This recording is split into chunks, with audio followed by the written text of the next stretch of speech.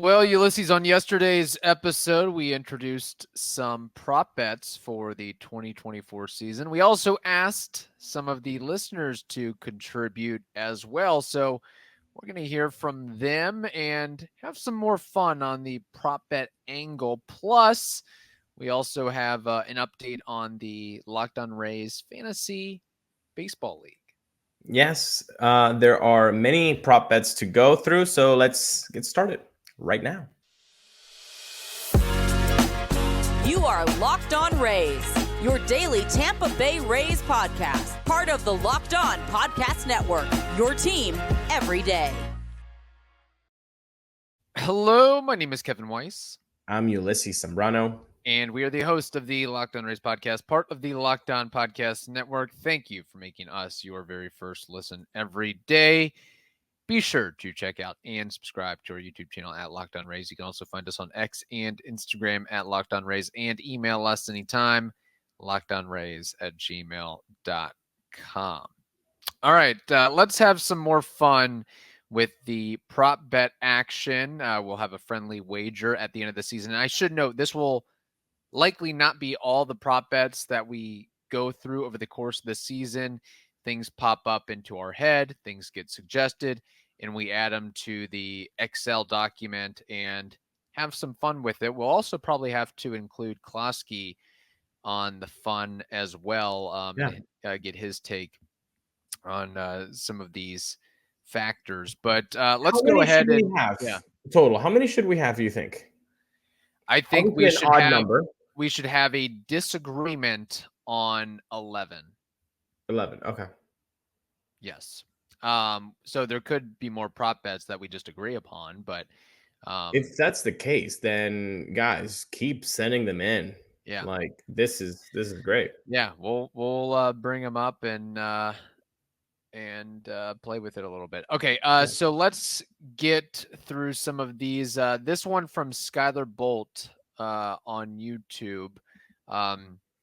The comment or the prop bet is, last year the Rays had 10 different players hit 10 or more home runs. A few of those players are now gone.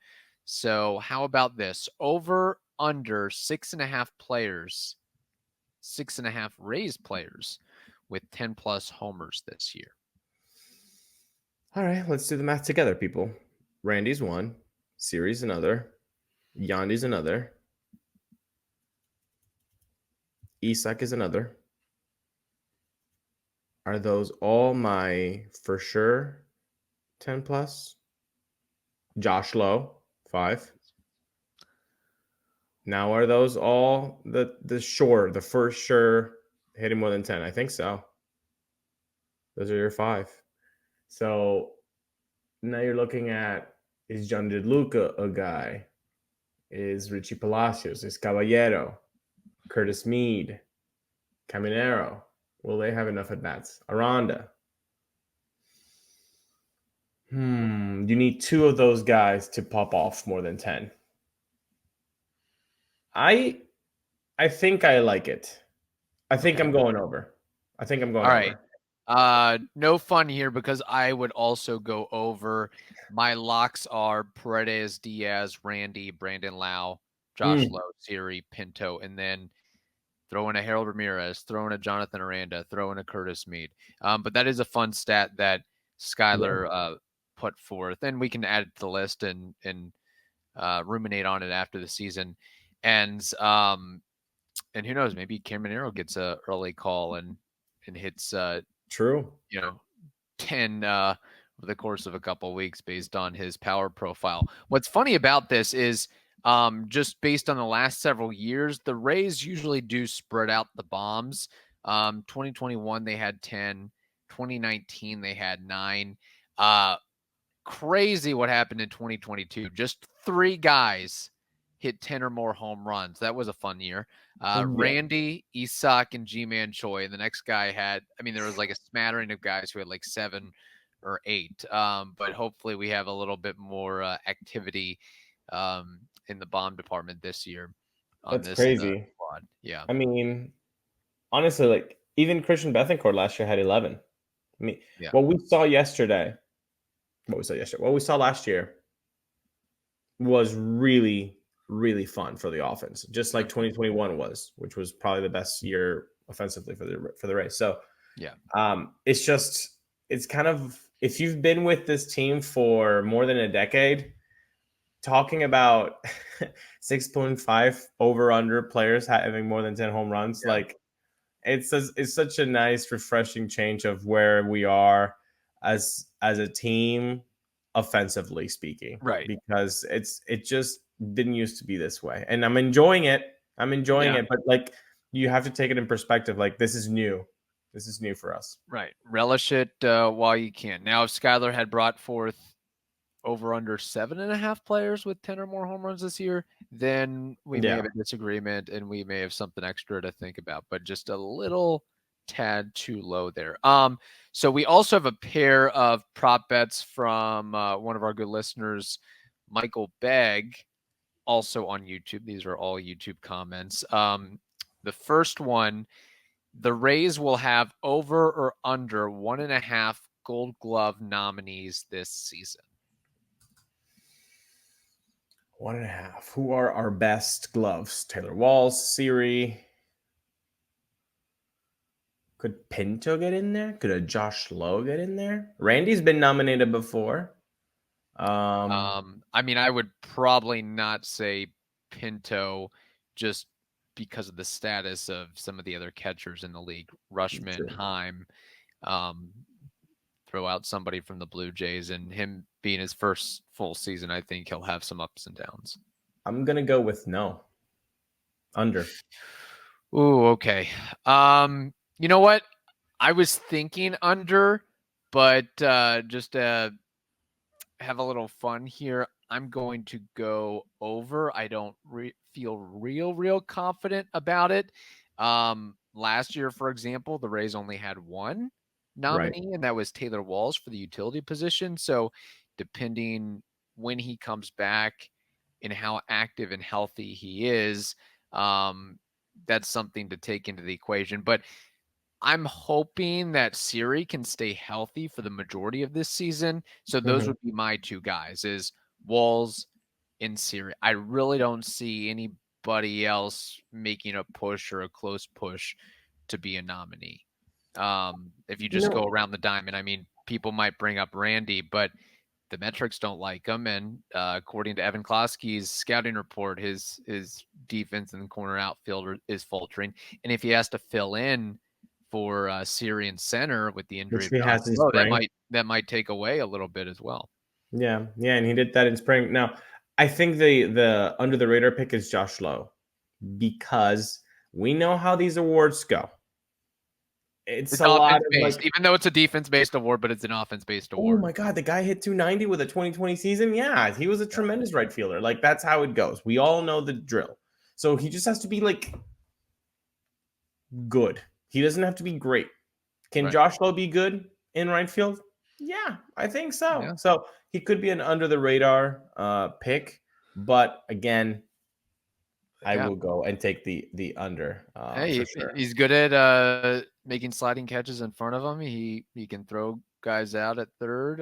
So there's a couple highlights you could put together in a reel there. So there's a couple highlights for sure. Let's not talk about the 2022 low light, but that was, let's not do that. But you know what? That was a bad year for him. That was a bad year. How much has Josh Lowe grown from that moment? So much. This is, I mean, it's just, let's just leave it at that. He has.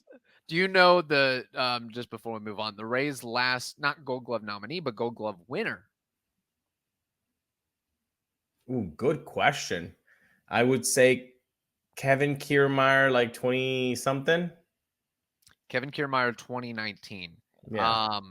Can you name the 1, 2, 3, 4 other Gold Glovers in franchise history? One of them is a pitcher. I'll give you that hit. Longoria, Pena,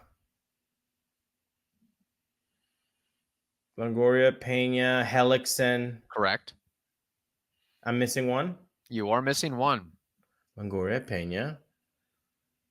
And it's a biggie. Hellickson. It's a biggie. Okay, so not Kevin. Go big. Oh, big Crawford up Yes, to Carl Crawford. I'll give it to Okay. you. Okay, thank you. That's good. Go big. You think Crawford. And you know Go what? big. When you think, I want to have some fun, you think PrizePicks, Kevin, You right? do think PrizePicks. I was going to get to Michael Begg's other We can prop bet there, but this is a great segue. So Thank you. we'll tease that a little bit. Yes, with PrizePicks, you should know by now football season is over, but the action on the floor is heating up. Whether it's tournament season or the fight for playoff home court, there's no shortage of high stakes basketball moments this time of year. There's also a lot of baseball moments this time of year. If you go to PrizePicks, you'll have some really fun opportunities to choose from your hometown team. For example, you could do over under Isaac Paredes, 25.5 dingers. You could do Pete Fairbanks over under 29.5 saves. So just go to PrizePicks, check out all those out, and make your predictions, projections, and make some cashola there. So, and it's really easy to use. All you have to do is download the app right now and use code LOCKEDONMLB for a first deposit match of up to $100. Not much of a better deal than that. And I'll repeat it again. Download the app today and use code LOCKEDONMLB, LOCKEDONMLB for a first deposit match up to $100. You can listen to our Prop Bets episode, take that information and intel in stride, and utilize it for PrizePicks. So there we go. Okay, this next one from Michael Begg, if you want to throw it up on the YouTube, we did cross out one of his prop bet questions because he gerrymandered it from another one of our listeners. It's a very similar type of question. So we just scratched that one out, but we'll go to this next one here from Michael. Hopefully he understands and appreciates what we're trying to do there. On the end of by the end of the season, out of the 26-man roster, the Rays will have over or under 1.5 players with at least a 300 batting average. So, we got to talk to intern McGee. That's not really good editing on McGee's part on scratching out the second prop bet there. So we got to talk to intern McGee. Yeah, intern McGee, we got to work with him on Photoshop and some of the Adobe platforms. We need some assistance there.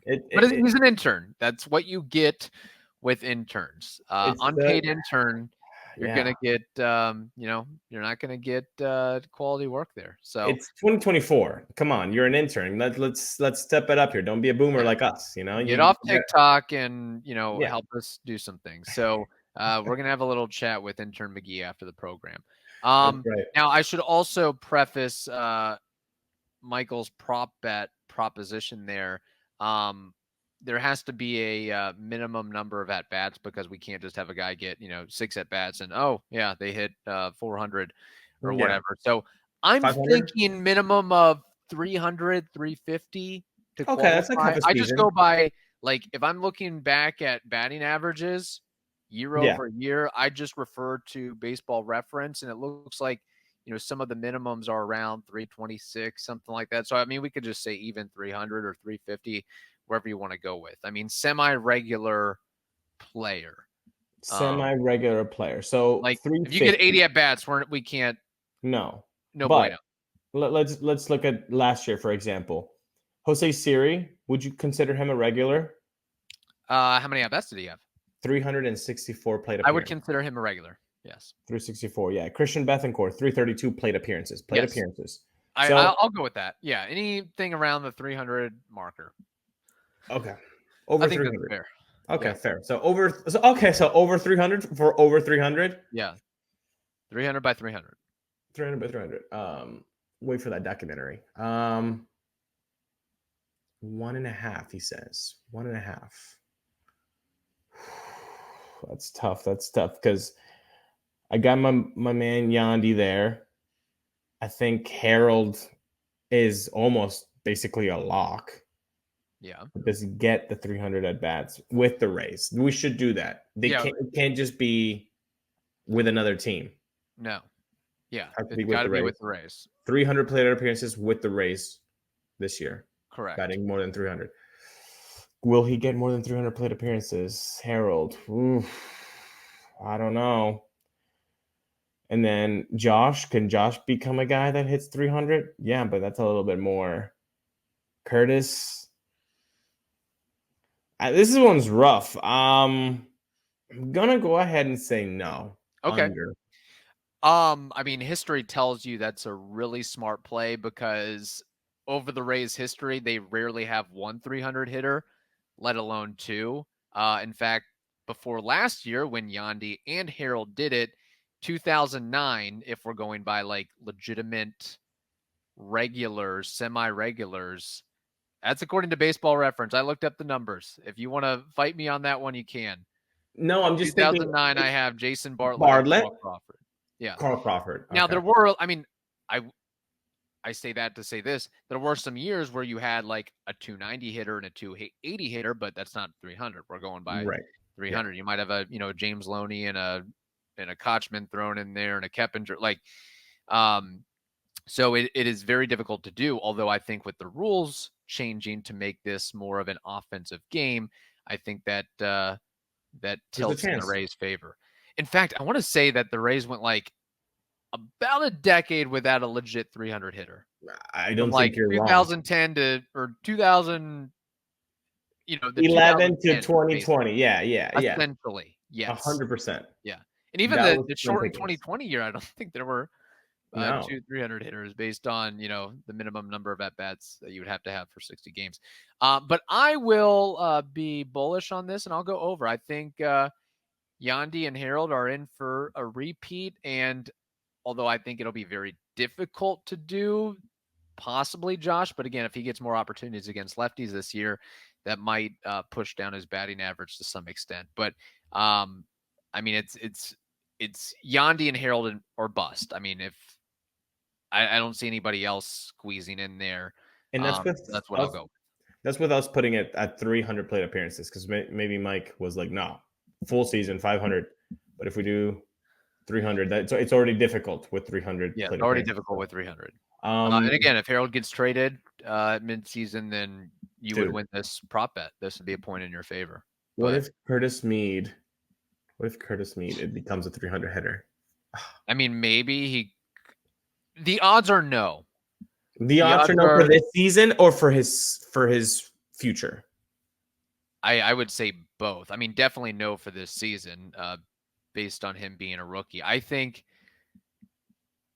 he might hit 300 once in his career. Man. But I still see him being consistently 280 to 290. If Curtis Mead pops off, if Josh Lowe is who he just showed he is, Caminero is coming up, the next window is going to be too nasty to handle. Yeah. You won't be able to open up. You won't be able to open up your phone in public and look at the lineup because it'll just be not safe for work. Too nasty. Yeah. It would be. Oh my gosh! I'm getting some weird notifications here. Hello. Just rap music is playing on. Stu, why are you sending me rap clips? Come on. Stu needs to chill lately. He's been on the show too much. He's been on one. The season's getting near. He's getting anxious. If Thou Who Shall Not Be Named was still a part of this organization, which I guess, technically he is, but let's be honest here, then you'd probably be more apt to say, okay, yeah, sure. I'll take the over there. But let's also, this is the difficulty of hitting 300.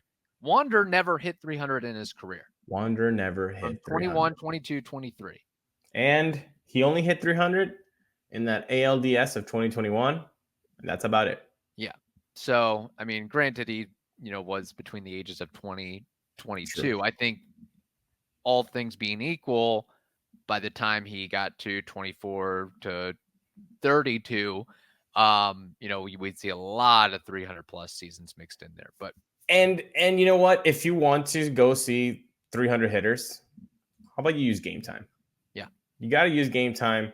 I love it because it is the only ticketing app that gives me complete peace of mind with my purchase. I can see the view from my seat before I even buy, so I know what to expect. I love that. And I know that Kevin enjoys that Game Time has deals on tickets right up to the start of the event. So if he's running late, maybe even an hour after it starts, guess what? He can still find a place to find last minute seats, and that is Game Time. So today, take the guesswork out of buying tickets using Game Time. You can download the Game Time app, create an account, and if you're on YouTube, you can see that overlay. You can use code FIRSTPITCH for $20 off for a minimum $150 purchase. You can do that. That is amazing. So again, download the Game Time app today, create an account, and then you can use the redeem code FIRSTPITCH for $20 off a minimum $150 purchase. Download Game Time today. Last minute tickets, lowest price, guaranteed. Stu just texted me during the break. Man, he is funny. He's got some funny memes. I'm just going to be honest. Yeah. I mean, a lot of people say, billionaires can't be funny, no sense of humor. We've been accused of that. Yes, we've been accused of that. He's got some, he's got some good ones. I'm not going to repeat it on the show here, but no. He's definitely ready for baseball season. Okay, so I can't get that out of my head now. All right. This next one from Jack Voorhees, also on YouTube. Interesting prop bet. Over or under, the Rays trade 3 players on the 40-man before the deadline this season. So this is why Michael Begg's second prop bet needed to be scratched out by Enter McGee, because it kind of is a little bit similar. It mirrored that, correct? Yeah, so we got to be doing that. Okay, so 40-man roster. That is tough. 3. So it's got to be 4. I mean, the over's 4. You're right, 4. So I don't particularly see 4 traded. What about DFA? Do you think DFA he means also traded? That's what I was also considering. But no, let's say trade. Okay, he says so trade. He says trade. We go trade. No. Okay. I go under. I think not from their 40-man. Not from the 40. Like all the names I see on this 40-man, I particularly like, and I don't think. No, there's not enough to be traded. I can see 1. I can possibly see 2. I don't see 4. So I'll go under. Okay. I will take the over. And to be contrarian, or because you actually believe it, which is fine. Either way. A little of both. Okay. Would you consider last year relatively light in terms of Rays trade deadline activity? Ooh, I like this. I'm going to go ahead and say yes, but it's probably a no. No, you are correct. So they traded Luis Patino to the White Sox, if I recall. Yes. And that was one guy on the 40-man, correct? Yeah. And then Kyle Manzardo for Aaron Savali. Manzardo was on the 40-man, correct? Yes, he was. Okay. So that was 2 in a light year as far as trade activity. I could see a lot of movement this year. And also, I mean, we've talked about it. Harold Ramirez, by hook or by crook, probably going to get moved. Ahmed Rosario could just be a couple-month rental. Austin Shinton, you might not have a space for him. All right, you got to move him and then acquire a younger reliever or pitcher that's in low A or something like that. And then, I don't know, at some point, well, I guess the question is, are the guys that are on the 60-day IL, are they part of the 40-man or are they off the 40-man right now? I think they're off. No, actually, I think I would have to count them all because I have the whole list, but it also says IL 15, IL 15, IL 60. Okay. I think they're included. So there's more than 40 people right now. Because my thought is, if you got to create room for Rasmussen and Spring, somebody else will have to go as well. Trade a Jacob Waguespack or something like that. You got a lot of infielders that you might have to move for some other weakness on your organization. I mean, do we see Basabe part of the organization for the long haul? I mean, there's 42. There's 42 people right Okay. now on the 40-man roster. What happens with Wander too? I guess. I guess he wouldn't be traded, but he won't get traded. Yeah. Taylor Walls, perhaps. So I'm going to say over. Okay. Now, again, this question isn't like they have to be traded on deadline day. It's between now and August 1st. Yeah, he was clear about that. Over or under, Rays trade 3 players in the 40-man before the deadline this season. I will go over. August 1st. I will go over. I think there's a lot of veteran rentals. I like it. That could be offed. So look at us. We having some disagreements. Yeah. All right. Before we move on to our fantasy baseball recap here, do you have any other prop bets that you want to put forth for the time? Not today. Not today. Okay. Not today. Yeah. Can I throw out one more? Sure. Okay. Yes or no? The American League MVP comes out of the East this year.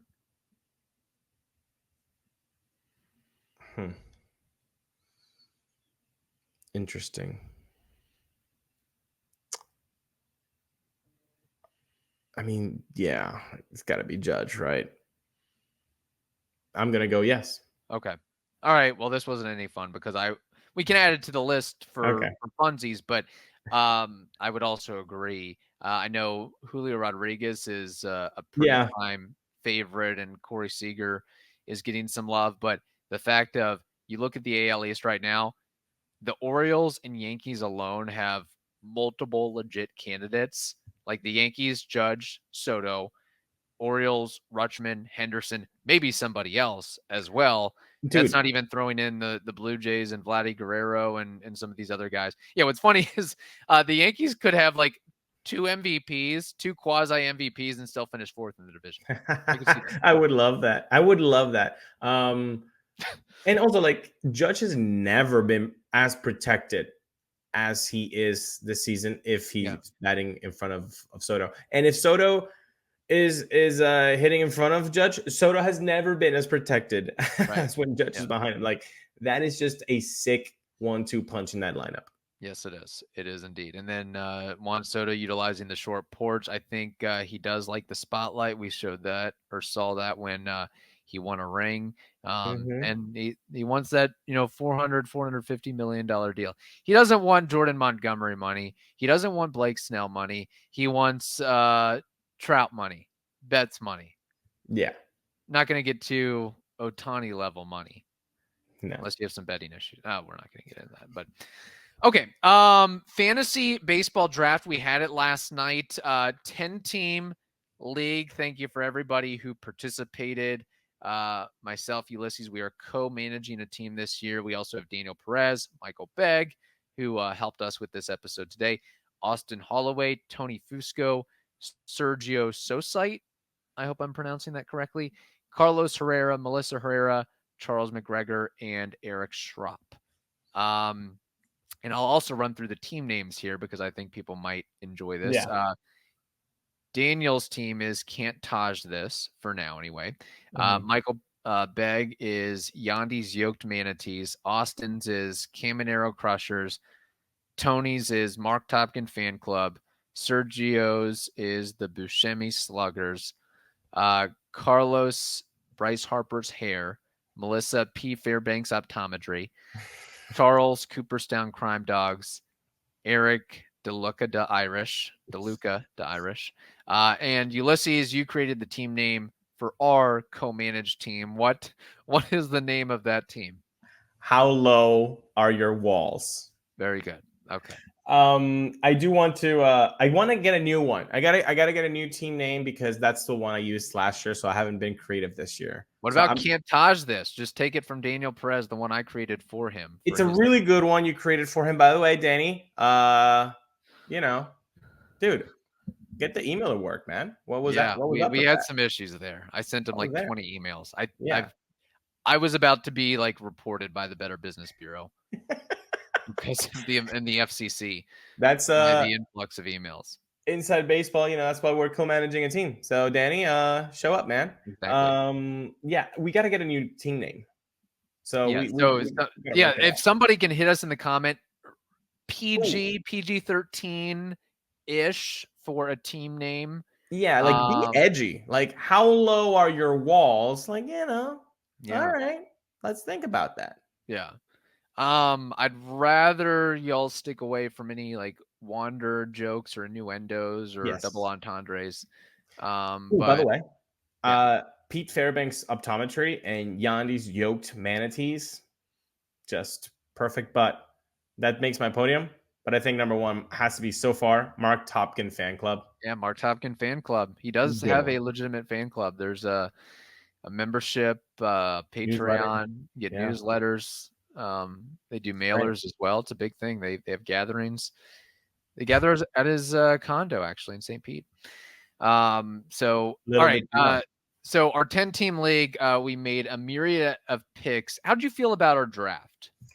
I feel good about it. I Okay. feel really good about it. And you know what? I'm looking at the roster, and it's like all-star after all. I mean, Adley, Goldschmidt, Mookie Betts, Arenado, Bichette, Judge, Josh Lowe, Spencer Steer, Josh Young. I mean, that's Snell. Yeah. Blake, Logan Webb, Grayson Rodriguez, Merrill Kelly. I feel pretty good about it. Yeah. I think we're good. The only thing I'm hung up on is we got swiped by, I think it was Austin, where we were considering drafting Jackson Holiday, and right beforehand. That happened many times, not necessarily to us, but other teams in the league where it's like, oh my God, I was going to get that guy. I had that guy in the queue. You stole him from me. So I think that was the biggest one. And he said Jackson Holiday for Adley Rutschman. I don't know about that, Austin. You got to sweeten that pot a little bit. Yeah, you got to sweeten the pot a little bit. Throwing in real life, would you make that deal in real life if they were on? If I already have Adley like we do now, yeah. No. Okay. No, he's a cat. No, he's just no. All right, no. Gotcha. Between Jordan Montgomery, who was a steal in the 19th round, and we had just learned that he had signed with the Diamondbacks, who now have a stacked rotation. But Jordan Montgomery might be the best bang for buck that we did at the draft. Yeah, that was our James Shields pick in real life. Kevin Kiermaier around 30 something. Exactly. Right? Yeah. Nice. Let's keep going with it. All right. Hope you all enjoyed this episode, had fun. Opening day is tomorrow. We will actually be talking baseball things on the field. We'll have a preview. We'll get ready for it. It's here pretty much a day away. We're going to be on opening day. If you follow us on Instagram, we'll do some live work there too. Mm-hmm. So get on your Instagrams and follow us there, and you can see what we're up to. And that'll be fun. Maybe we get on the Jumbotron. Who knows? Maybe we get on the Jumbotron, and maybe, I don't know how you feel about this, Ulises, but maybe do a meetup in a certain inning or something like that, or before 100%. Or afterwards. 100%. So you guys, if you're going to opening day, just hit us up. I know Eric is going to be there, so we can hang out with him. So just hit us up, and we can grab Daddy Pop. What you call him? Daddy Soda. Daddy Soda. I will be selling autographs for $800 a pop. The price is going for $800 now. They're going for $800. Yes, inflation is a B, and this economy, man. The parking alone. That might cover the expenses. All that does is cover the parking for opening day. So you have to understand it from that perspective. God, it's this guy's problem. Stu. Yeah. What's going on? Stu. Why did you text me that? Okay, we gotta go. Bye. Okay, let's go.